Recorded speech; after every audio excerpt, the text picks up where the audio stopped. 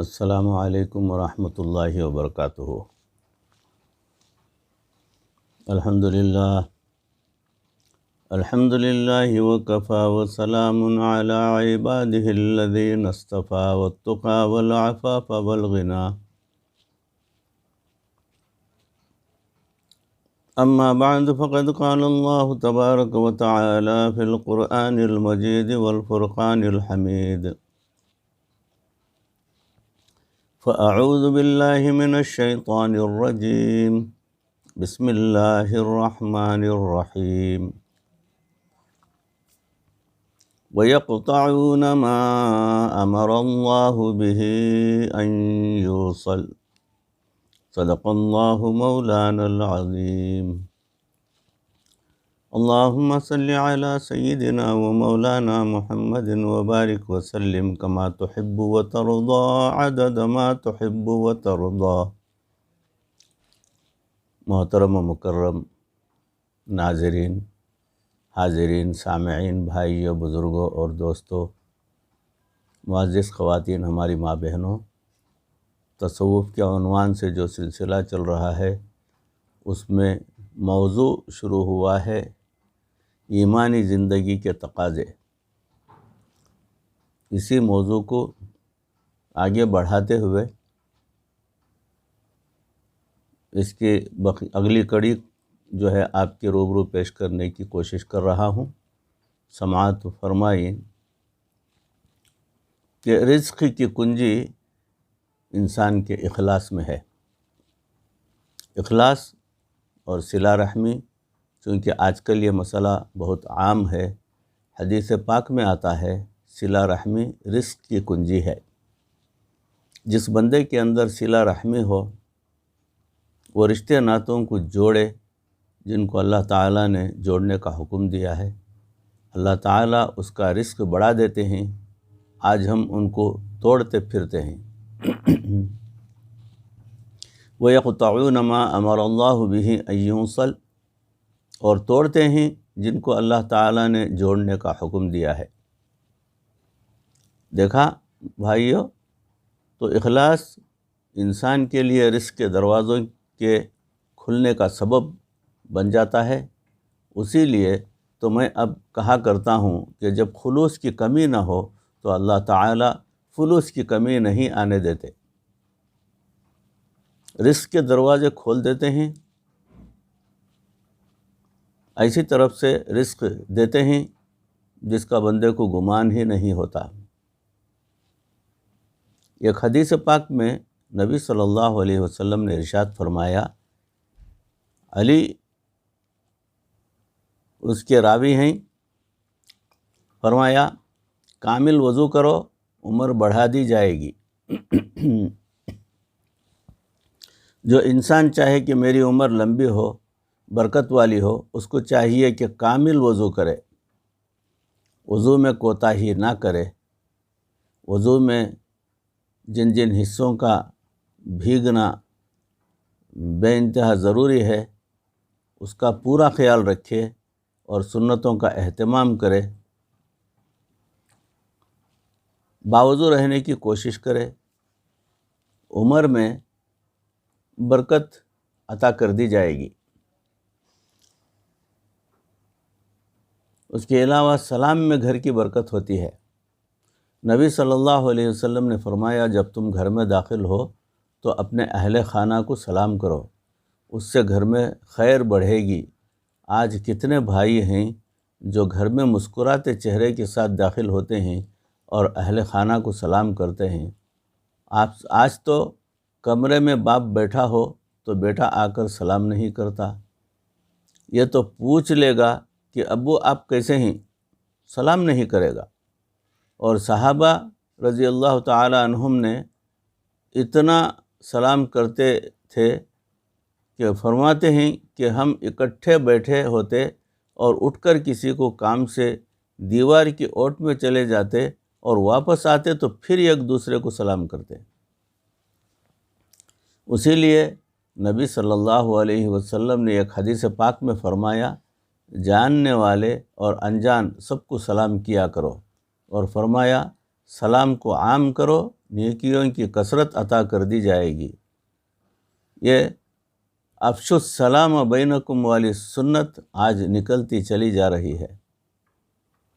اسی حدیث میں نبی صلی اللہ علیہ وسلم نے فرمایا کہ تم چاشت کی نماز پڑھو، صلاۃ الضحیٰ جس کو کہتے ہیں، تمہاری اہل اللہ کے ساتھ نسبت بڑھ جائے گی، نیک بندوں میں شمار کر لیا جائے گا۔ پانچویں بات یہ ہے کہ نبی صلی اللہ علیہ وسلم نے ارشاد فرمایا کہ چھوٹوں پر رحم کرو اور بڑوں کی عزت کرو تو قیامت کے دن تمہیں میرا ساتھ نصیب کر دیا جائے گا۔ سبحان اللہ۔ اللہ تعالی ہمیں اس عمل کی توفیق عطا فرمائے، آمین۔ ہم بڑوں کا اکرام کریں اور چھوٹوں کے اوپر شفقت کریں، اس کا بدلہ کیا ملے گا؟ یہ کنز الاعمال کی حدیث جو ہے اس سے ثابت ہے۔ ایک اور حدیث میں معاذ بن جبل رضی اللہ تعالیٰ عنہ سے روایت ہے کہ نبی صلی اللہ علیہ وسلم نے ارشاد فرمایا کہ 5 بندے اللہ تعالیٰ کے ذمہ داری میں ہوتے ہیں، یعنی اللہ تعالیٰ ان کا ذمہ دار ہوتا ہے، جیسے بچے کا ذمہ دار باپ ہوتا ہے۔ 5 بندے ایسے ہیں کہ ان کا ذمہ دار ان کا پروردگار بن جاتا ہے۔ تو ہمیں بھی چاہیے کہ ہم وہ اعمال کریں کہ جس میں اللہ ہمارا ذمہ دار بن جائے۔ پہلا عمل اللہ کے راستے میں نکلنے والا۔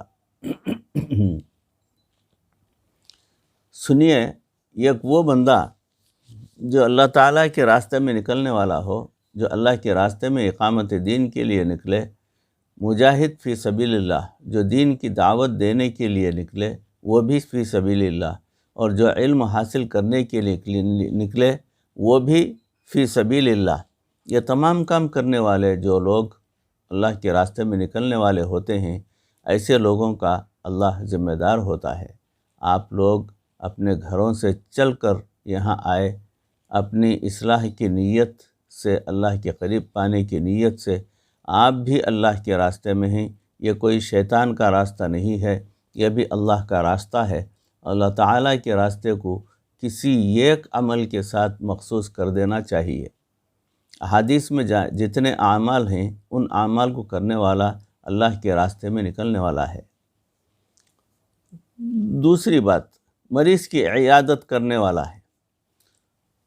مریض کی عیادت کرنے والا حدیث پاک میں آتا ہے کہ وہ بھی اللہ کی ذمہ داری میں آ جاتا ہے، اور حالت تو یہ ہے کہ بعض لوگ اپنے گھر کے مریضوں کو بھی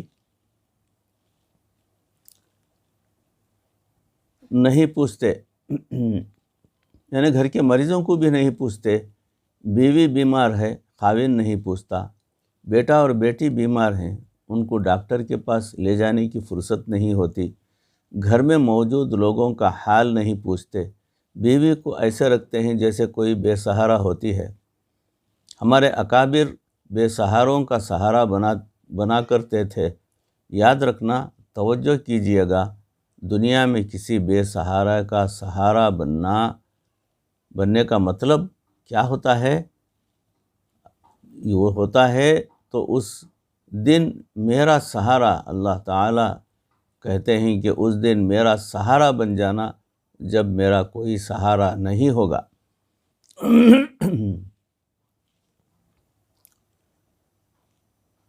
صبح و شام مسجد میں گزارنے والا۔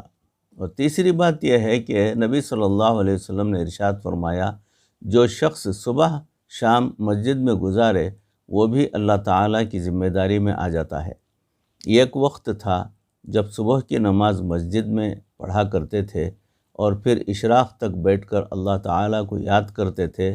ہمارے اکابر تہجد بین النومین، 2 نیندوں کے درمیان پڑھا کرتے تھے، اور آج کل کے صوفی حضرات فجر کی نماز بین النومین پڑھتے ہیں۔ مشکل سے اٹھ کر فجر پڑھی اور سلام پھیر کر پھر بستر پر لیٹ گئے، حالانکہ یہ صبح کا وقت ہوتا ہے، یہ تو برکت والا وقت ہوتا ہے۔ ہماری زبان میں اس کو کہتے ہیں نور پیر واویلا۔ کیا مطلب؟ کہ اس وقت میں پیر کے بتائے ہوئے اور اوراد و وظائف کرتے ہیں جس پر اللہ تعالیٰ نور برساتے ہیں، لہٰذا یہ نور پیر واویلا ہوتا تھا۔ اس وقت میں اتنا زیادہ تلاوت قرآن اور ذکر اذکار کیا کرتے تھے کہ اس کا نام بھی نور پیر واویلا پڑ گیا۔ چوتھی بات، امام کا معاون ہونا۔ فرمایا کہ امام کا مددگار یعنی جو عالم کسی مسجد کا امام ہو یا بے شک اپنے وقت کا امام ہو، اس کی اقامت دین کے کام میں مدد کرنے والا ہو، یہ بھی اللہ تعالیٰ کی ذمہ داری میں آ جاتا ہے۔ اللہ تعالیٰ ہمیں بھی علماء کی قدردان بنائے اور اس پر عمل کرنے کی توفیق عطا فرمائے، آمین۔ ہمارے حضرت رحمۃ اللہ علیہ فرمایا کرتے تھے کہ مجھے علماء سے ایسی محبت ہے کہ اگر میں لیٹا ہوا ہوں اور کوئی عالم میرے سینے پر پاؤں رکھ کر گزر جائے، مجھے اس سے بھی تکلیف نہیں ہوا کرے گی۔ اور آج تو کچھ لوگوں کو علماء سے خدا واسطے کا بیر ہوتا ہے، یعنی محاورے میں یہ بات کی جاتی ہے، ورنہ میں تو کہوں گا کہ شیطان کی وجہ سے بیر ہوتا ہے، نفس کی وجہ سے بیر ہوتا ہے، نہ ان کو علماء اچھے لگتے ہیں، اور جہاں علماء بنتے ہیں نہ وہ اس جگہ پر وہ جگہیں ان کو اچھی لگتی ہیں۔ پانچویں بات، کسی کا برا نہ چاہنے والا۔ حدیث پاک میں نبی صلی اللہ علیہ وسلم نے فرمایا، جو شخص گھر بیٹھے کسی کا برا نہ چاہے وہ بھی اللہ کی حفاظت میں ہے، اللہ کی ذمہ داری میں آ جاتا ہے۔ آج ہم گھر بیٹھ کے لوگوں کی غیبتیں کرتے ہیں، جو غیبت کرتا ہے وہ اصل میں دوسرے کا برا چاہتا ہے۔ اس کا مطلب یہ ہے کہ جو لوگ غیبت سے بچیں گے وہ گویا اللہ تعالیٰ کی ذمہ داری میں آ جائیں گے۔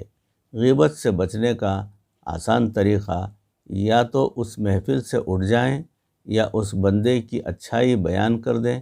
مثال کے طور پر ایک آدمی نے اس کے بارے میں کہا کہ فلاں تو بڑا ہی بے وقوف ہے، سننے والے نے کہا کہ مجھ سے تو کم ہی ہوگا، بات ہی ختم۔ تو ہمیں بھی آگے سے ایسی بات ہی کرنی چاہیے۔ مثلا ہم یہ بھی تو کہہ سکتے ہیں کہ اگر اس میں اتنی برائیاں ہیں تو اللہ نے اس میں اچھائیاں بھی رکھی ہوں گی، اور یوں بھی کہہ سکتے ہیں کہ ہر انسان کے اندر کمزوریاں بھی ہوتی ہیں اور اچھائیاں بھی ہوتی ہیں۔ ہم تو آگے سے زبان بھی نہیں کھول پاتے، تو اگر زبان بھی نہیں کھول سکتے تو اٹھ کر وہاں سے چلے جائیں، کوئی نہ کوئی بہانہ بنا لیں۔ تو جو انسان گھر بیٹھے کسی کا برا نہ چاہے وہ انسان اللہ تعالیٰ کی ذمہ داری میں آ جاتا ہے، ماشاءاللہ۔ 5 آنکھوں پر جہنم حرام ہوتی ہے۔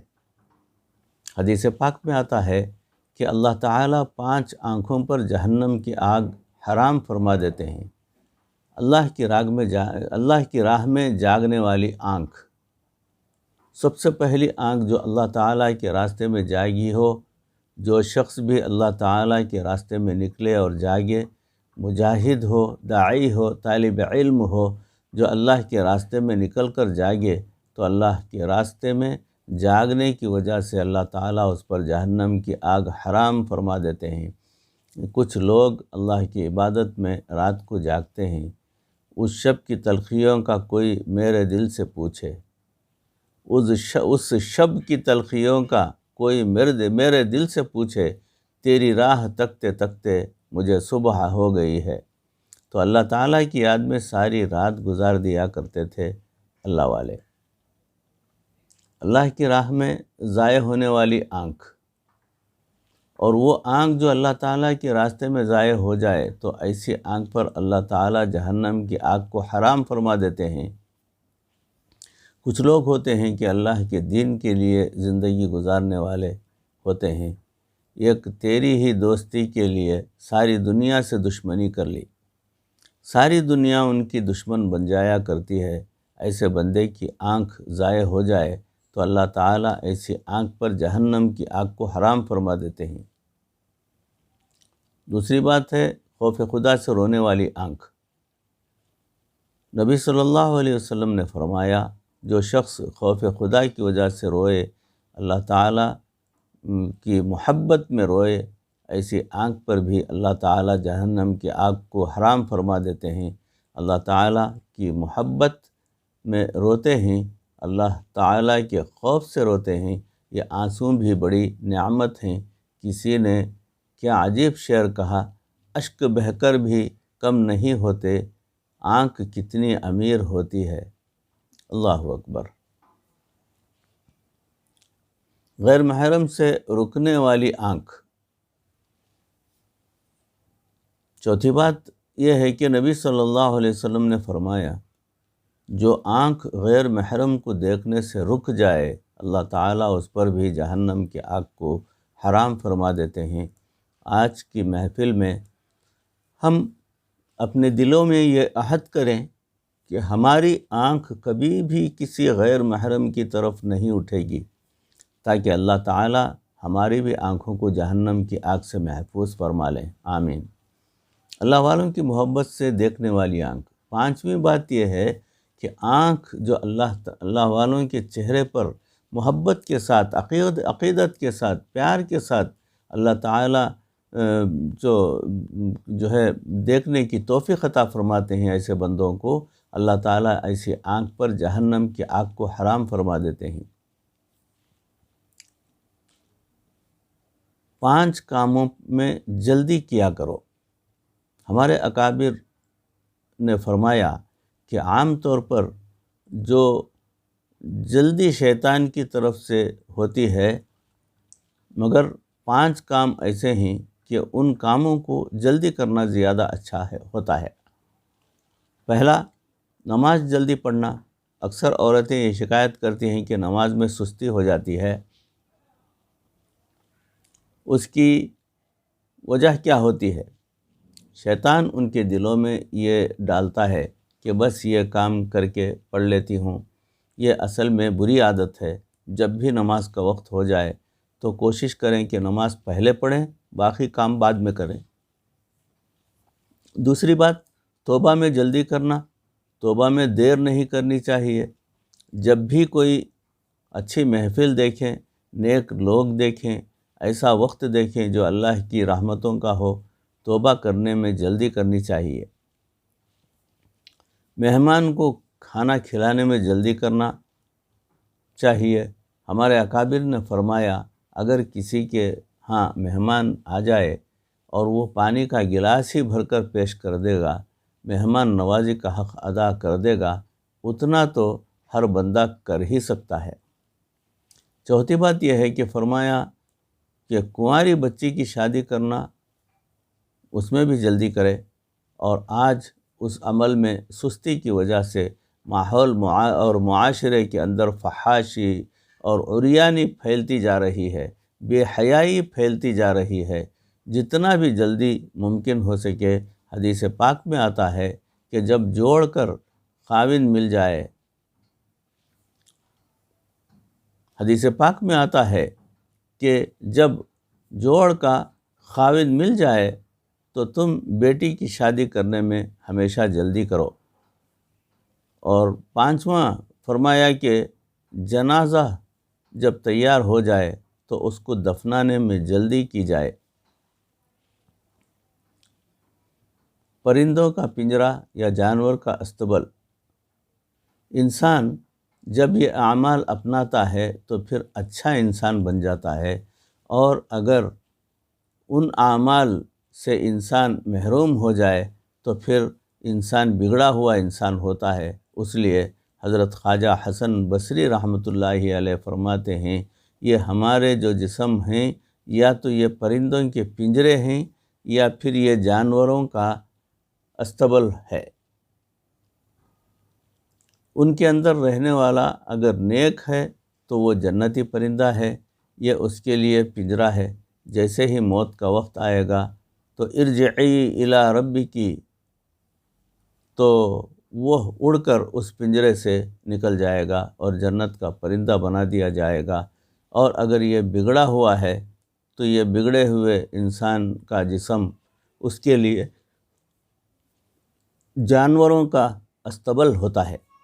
تو ہمیں چاہیے کہ ہم اللہ رب العزت سے اس کی مدد مانگیں اور ان اعمال کو اپنائیں تاکہ نیک بن کر زندگی گزارنے والوں میں ہم بھی شامل ہو جائیں۔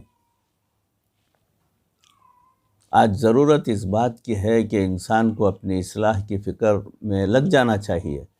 جس محنت سے بندے کو یہ غم لگ جائے، یہ درد نصیب ہو جائے، اس محنت کو آج کے زمانے میں تصوف کے نام سے یاد کیا کرتے ہیں۔ ہمارے مشائخ نے تصوف کے بارے میں مختلف الفاظ میں تعریفیں بیان کی، جو یاد ہیں تو ان کو بیان کر دیتا ہوں۔ اب اتنا وقت تو نہیں کہ ان تمام کی تفصیل بتائیں۔ اپنے اپنے علاقوں میں علماء سے تفصیل پوچھ لینا، جا کر علماء سے تعلق اور نسبت رکھنا ضروری ہے، ان سے پوچھ کر معلومات حاصل کرنا یہ بھی بہت ضروری ہے، چونکہ تصوف کی تعریف کرنے کے حقدار تو وہی ہوتے ہیں جو اس پر عمل کرنے والے ہوتے ہیں، کیونکہ صاحب البیتی ادری بما فیہا، گھر والا جانتا ہے گھر کے اندر کیا ہے۔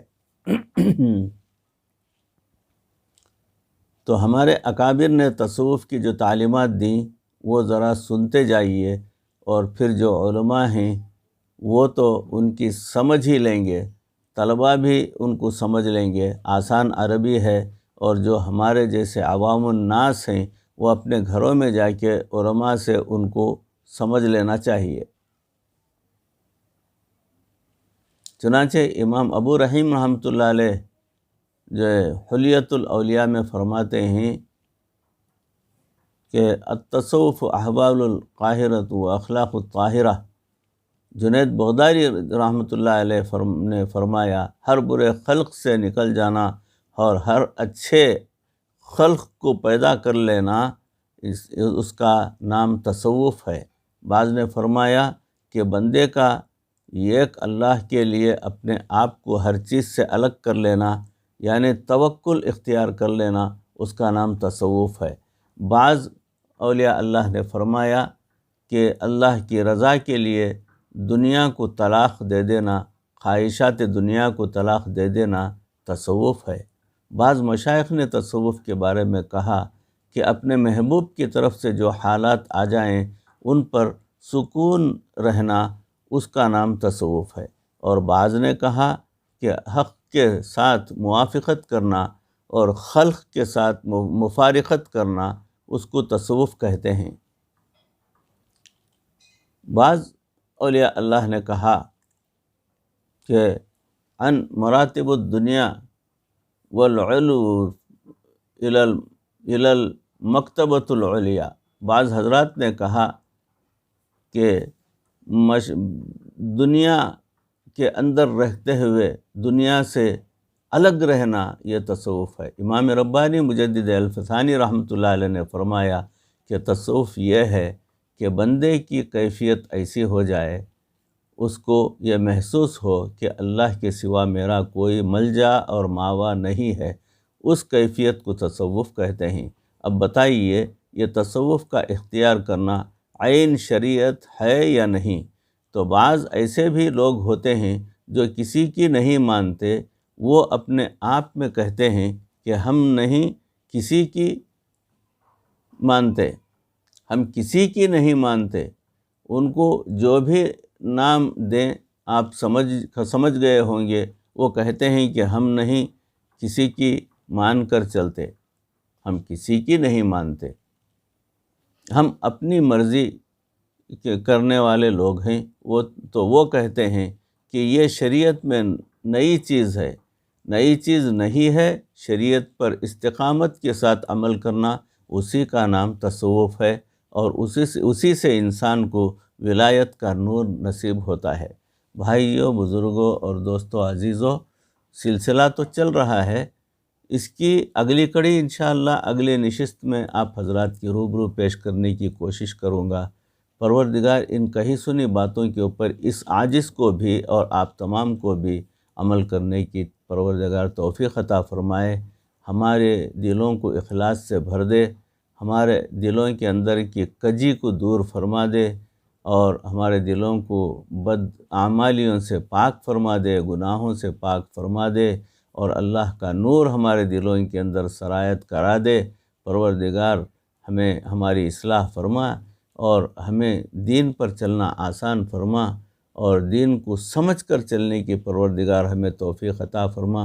اے اللہ، مرتے دم تک کسی کا محتاج نہ بنا، ایمان پر اور اخلاص کے ساتھ ہماری موت عطا فرما۔